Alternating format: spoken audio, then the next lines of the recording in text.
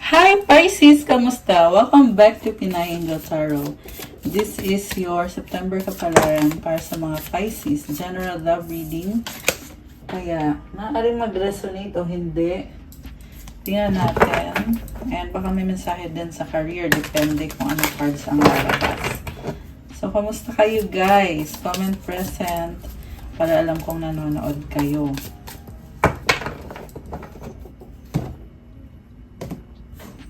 Ready ko lang yung mga cards nyo.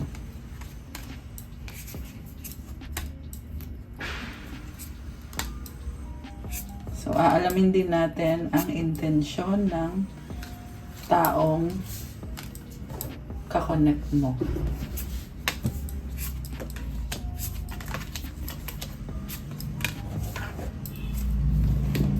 Okay, so, tingnan natin ang unang mensahe for Pisces.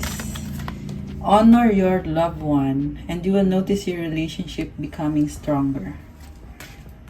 Let go. Sometimes it's best to let go and the universe will work things out in divine timing. Embrace what destiny has in store for you. Feelings, take time out to explore the deep emotions you are experiencing. So may person dito na sobrang binigyan mo ng halaga pero kailangan ng mag-let go.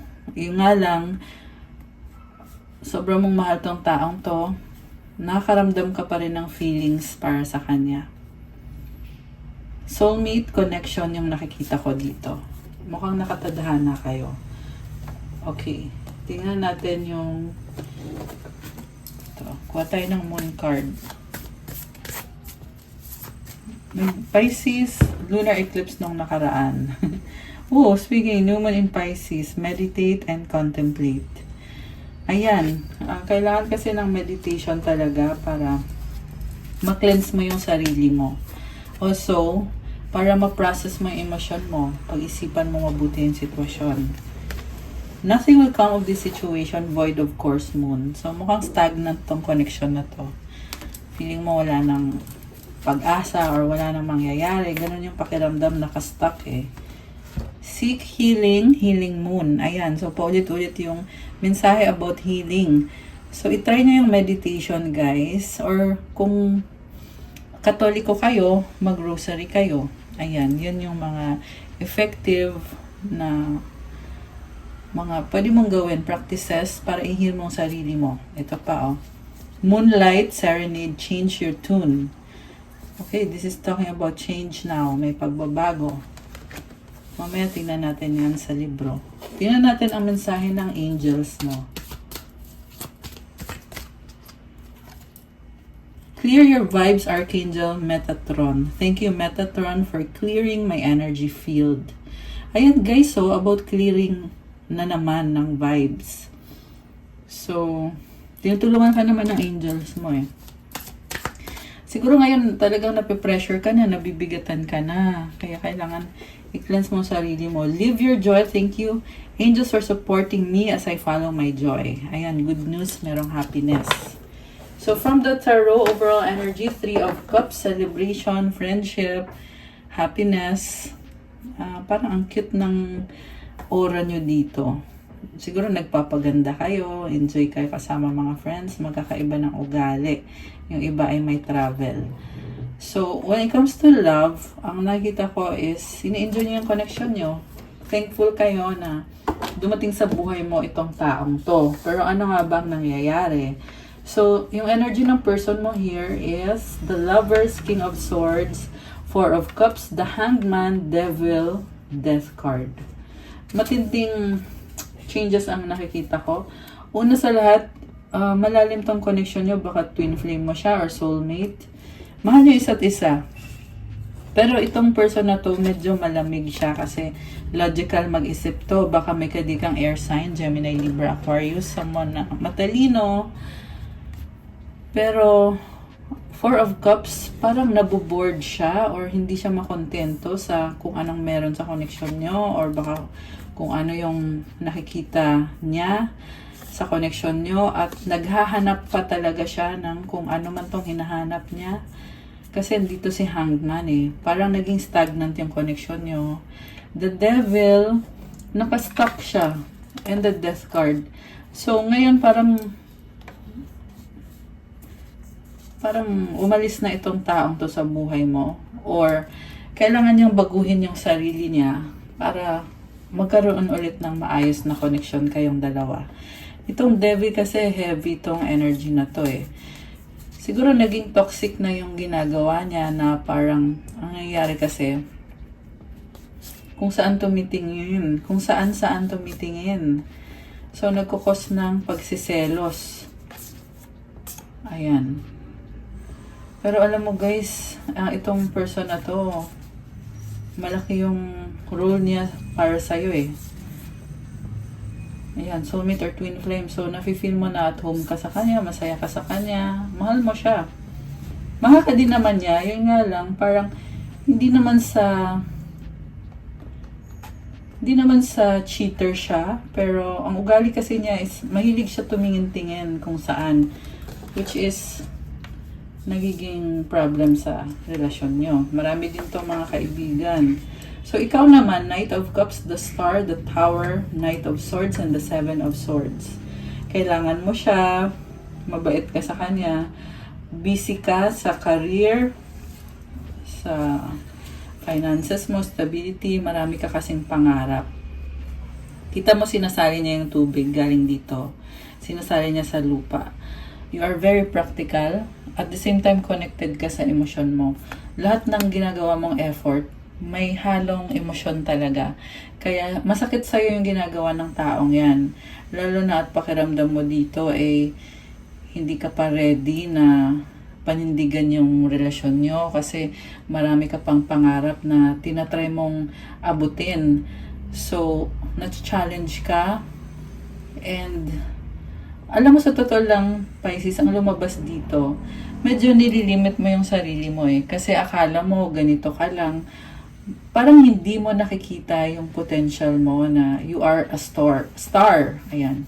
Star ka eh. Kahit feeling mo dito na kailangan mong magsikap, kailangan mong mag-effort, kumayod para lang maabot mo yung mga pangarap mo. Kahit feeling mo na hindi mo pa naabot yung pangarap mo. Pero, ang katotohanan yan is star ka, successful ka na. So, siguro, advice ko lang sa'yo, huwag mo masyadong i-down yung sarili mo, huwag mo i-judge yung sarili mo. Kailangan mo ng more confidence boost. Okay? Next card mo dito is the Tower. This is transformation na kailangan mangyari sa connection nyo. Biglaan, mabilis, nakakagulat. Posible nahuli mo tong taong to na may ibang kausap kasi andito yung Seven of Swords.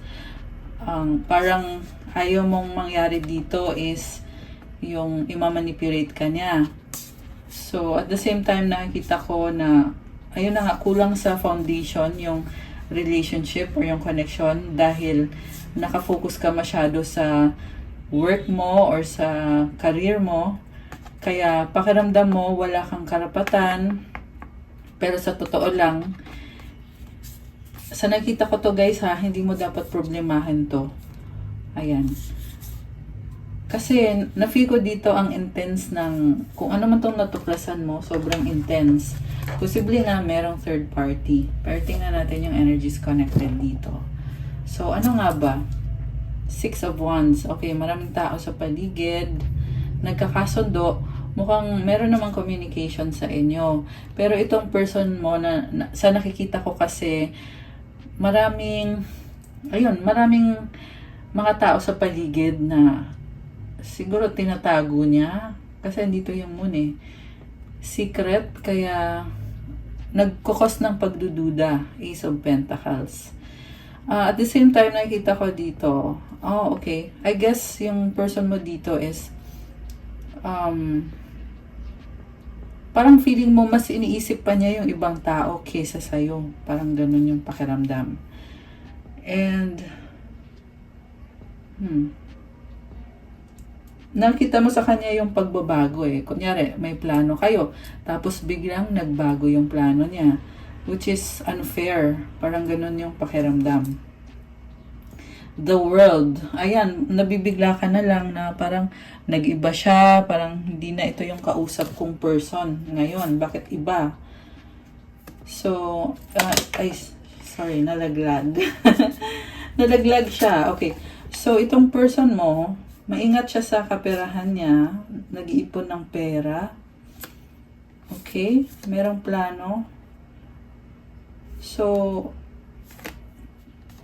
magaling siya sa finances, pero may ugali siya na parang bata. Baka mas bata siya sa'yo. Okay. Oh, daming pera, oh. I can see success sa finances. And Queen of Wands, very, charming. Charming yung person mo sa mga tao sa paligid niya. Marami siyang mga gustong gawin sa buhay niya. This is energy of passion or fire sign, Aries, Leo, or Sagittarius. Although kahit naman anong sign pwede. So, si person mo,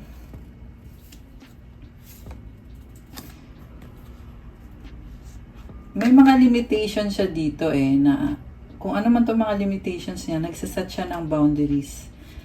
And the Sun and the Three of Swords.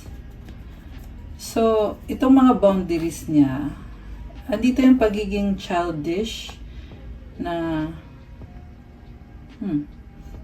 parang nakikita ko kasi gusto niya enjoy lang, hindi niya napapansin na may nasasaktan siya. Ayan, nakakasakit siya.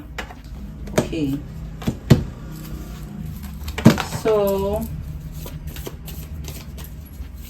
ano naman ang nararamdaman ni Pisces ngayon? Ace of Wands. Ito, parang gusto mo tong taong to pero at the same time, pinaglalaban mo yung sarili mo ding boundaries. Ito, Pentacles. Dahil nakafocus ka sa work or sa financial stability mo. So, ayaw mo yung ginugulo ka, binibigyan ka ng problema.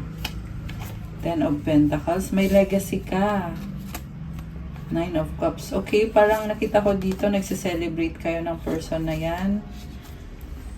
Mahal ka naman niya sobrang nagkikare sa'yo. Masaya naman kayong dalawa. Yung nga lang,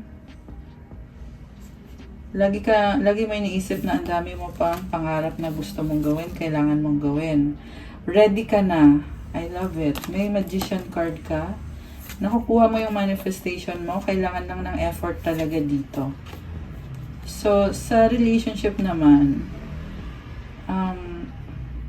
kaya mong, wow, nakita ko dito sobrang brave mo, na kaya mong panindigan, ipaglaban yung relationship, pero minsan, masyado ka lang nag-overthink. Inobserbahan mo siya, tinitingnan mo yung mga ginagawa niya. So, masyado mo siyang ginajudge. Na, to the point na, kasi yung intention mo, gusto mo siyang kilalanin Pero yung nangyayari, parang nagiging controlling ka sa kanya. So, doon nagkaka-problema. Siguro, bawas-bawasan yung pag-iisip ng negative, yung pagsiselos. Mabuti naman yung intention mo, yung nga lang, the way it comes off is parang nakikipag-away ka kasi nag-iisip ka ng kung ano-ano. So, ganun lang talaga yung way mo, ganun yung ugali mo talaga. So, be aware. Kasi pag kilala mo sarili mo, marirecognize mo na, ay, hindi ako magsaselos. I have to be patient or maybe magtanong ka, kausapin mo yung person mo. Yan yung nakikita kong advice. Tsaka, sa nakikita ko naman, mukhang you are very attractive, very neat and clean. Yan yung nakikita ko dito na talagang pagkaharap mo yung person mo, ang ganda-ganda mo. Ayan, blooming ka and all. So, ayan, that's good. Mukhang issue ng trust and control yung nasagap natin na reading. Wow! Queen of Cups. Dreams, ambitions, for the future, Knight of Wands and the Two of Swords. So, ang dami mong pangarap. Wow, guys, nagbo-bloom ka ngayon. Kita mo yung wings niya, oh. Parang nakita ko gumaganon yung, gumaganon yung wings ng butterfly. Ibig sabihin, nalaglag pa to. Ibig sabihin, nag-grow ka na, nag-transform ka. You are even more beautiful. Yung nga lang may ugali ka dito na mahal mo siya, pero palagi mo siyang chinecheck. Kamusta na ba siya? Parang sinostock mo yung person mo too much na nagkukos sa'yo ng doubts. So, medyo bawas-bawasan mo siguro yung pag-stock mo sa taong yan. Kasi the more na tumitingin ka sa kanya, the more na nakakakita ka ng mali. Ayan. Or, pwede din naman guys na pag-usapan nyo lang ng mabuti ng person mo. Kasi sa nakita ko yung person mo, mahal ka naman eh. Nakafocus siya sa pera niya. Yung nga lang, may ugali siya na secretive. May ugali siya na introvert. Ganon yung function ni person mo. At another thing is, marami kasing tao sa paligid. So, possible yan kasi nga, charming itong person mo, mukhang mabait siya. So, marami siya nagiging kaibigan. Kaya, ayun. Pero, sariling process niya kasi yun eh, yung pagiging introvert niya. Mahilig siyang alam mo yung self-care, self-love, mahilig siya sa ganon. So, ito ngayon ikaw, may doubts ka pa rin eh. Pero tingnan natin guys ha. Pero mahal mo siya. Siya naman, mahal ka din niya. Actually, yung pagmamahal niya sa'yo malalim. Pero hindi mo masyado napapansin. Kasi yung nakikita mo kung ano yung ginagawa niya. Ayun yung problem. Pero alam mo, kailangan mag-adjust nitong taong to. Ayun yung nakita ko. Kailangan niyang baguhin yung ugali niya. Kung gusto niya na mag-workout kayo. Okay. Chariot. Hierophant. So, ito na nga. Kakasabi ko lang. Babaguhin niya para mag-workout kayo. So, remember guys na ito ay mga energies. Minsan lumalabas dito, pero sa totoong buhay hindi nangyayari. Ano ibig sabihin nun? Di pag-usapan nyo. Minsan kasi ang gusto lang ng person mo is marinig na manggaling sa'yo mismo na ito yung gusto ko or kailangan ng change, ganito dapat yung mangyari. Pero in a way naman na maayos yung pagkakasabi, hindi naman yung parang kinokontrol mo siya.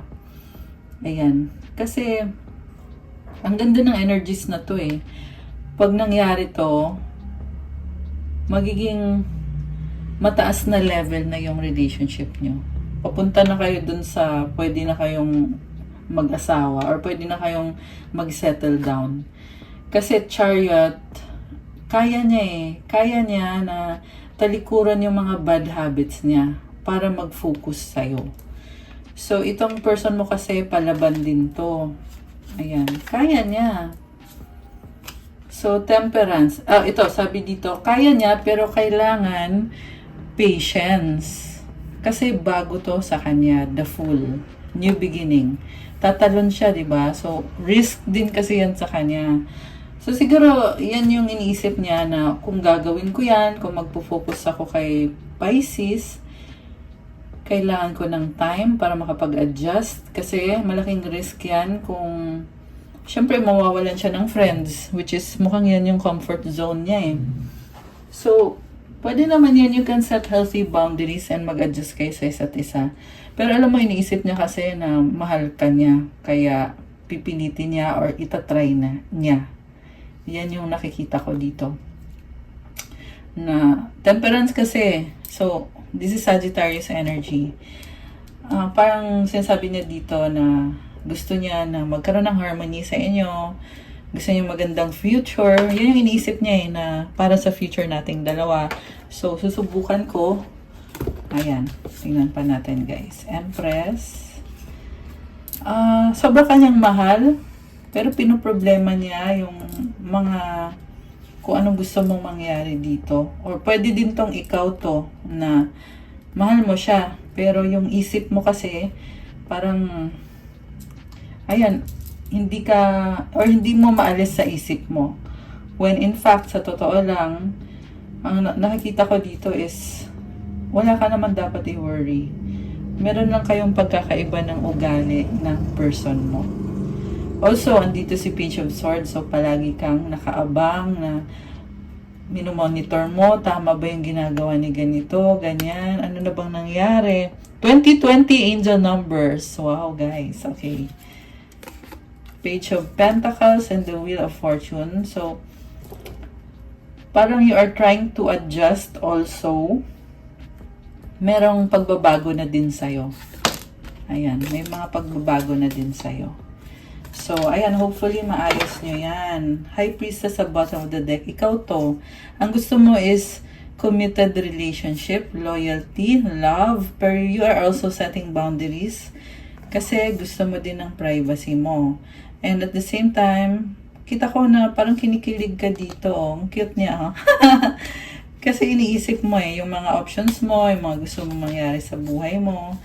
Pero at the same time, may nag-iba dito sa'yo. So, posible kasi na yung iba sa inyo is nag-entertain na kayo ng iba.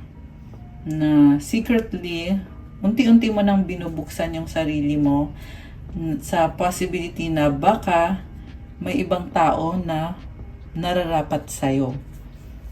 So, wow, parang kinikilig ka. Ayan. Uy, may nakita kong other person. Meron kang admirer. Ayan mag-o-offer ng commitment. So, decision mo to Pisces, pero yung opportunity is andyan.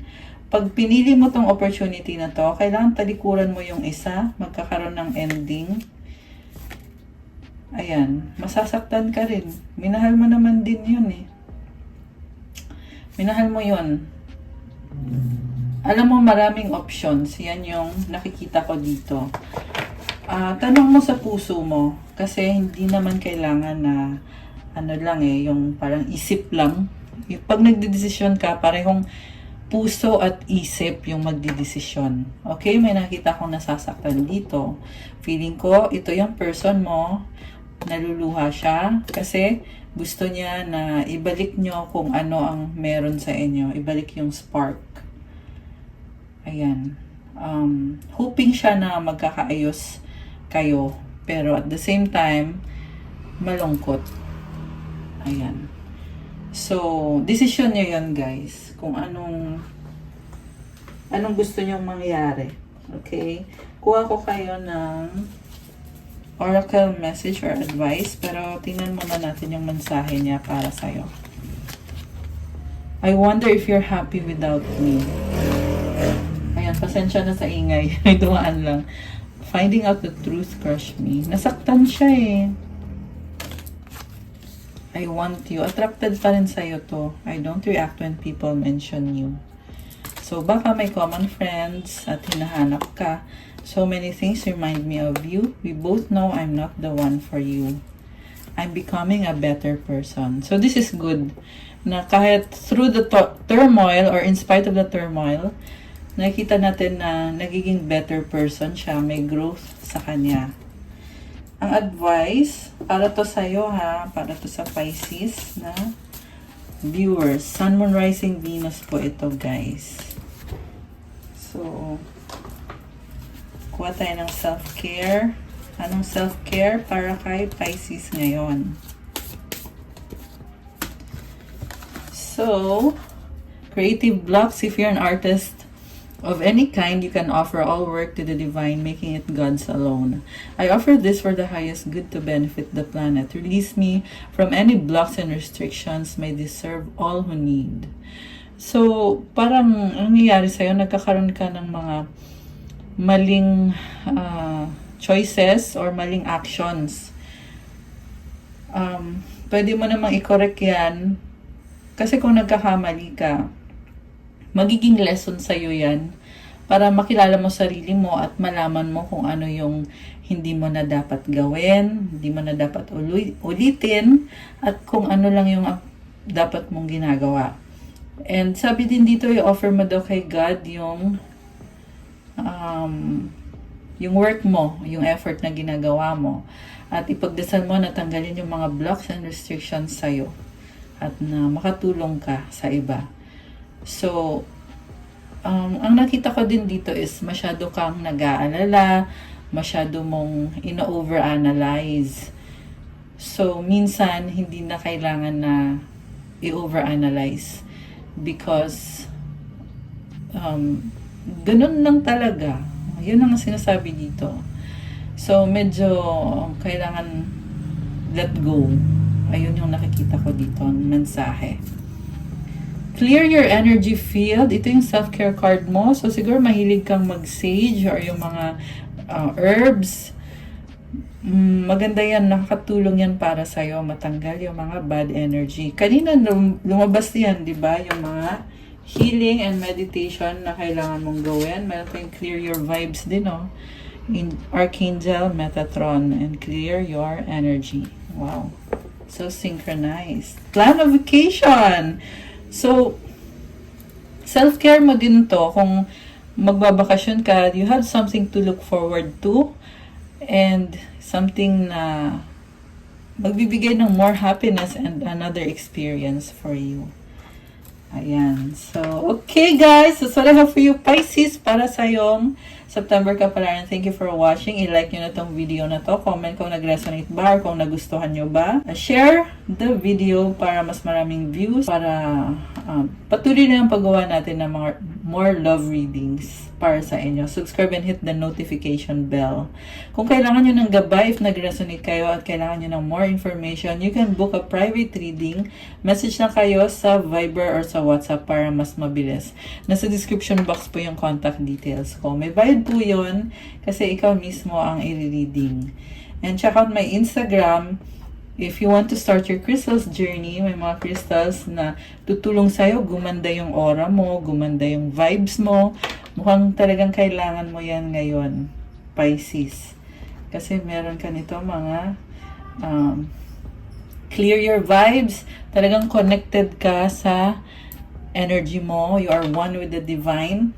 Alam mo kasi, yung energy kasi nafe-feel mo eh. So, malaking tulong pag meron kang crystal to give you vitality, strength. Tutulong sa'yo to attract love or money para sa focus mo, motivation sa work, mental clarity, healing, protection, at marami pang ibang benefits. So, tingnan nyo na lang po doon. Thank you, Pisces! Have a good day. God bless you. Stay safe. Love you guys and see you again soon.